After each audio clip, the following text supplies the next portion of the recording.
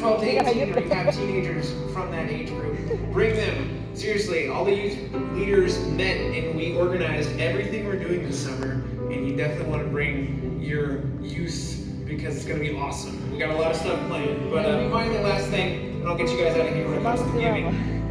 Matthew 6.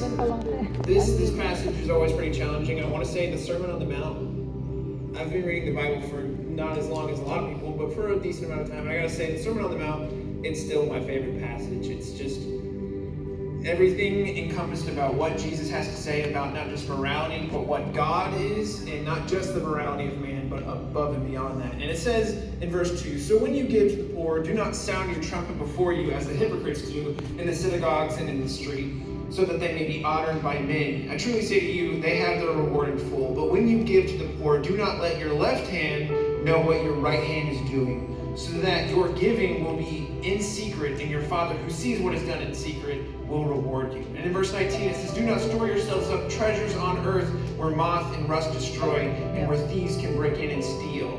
But store yourselves up a treasure in heaven, for where your treasure is, your heart will be also." I think it's very easy, especially in this environment in Northwest Arkansas. There's a little bit of a corporateness to this area, mainly because of Walmart. And trust me, I know a lot of people that work for Walmart, and I think it's awesome. And there's a honorable God-given duty to provide. That's your responsibility as a parent, as a father.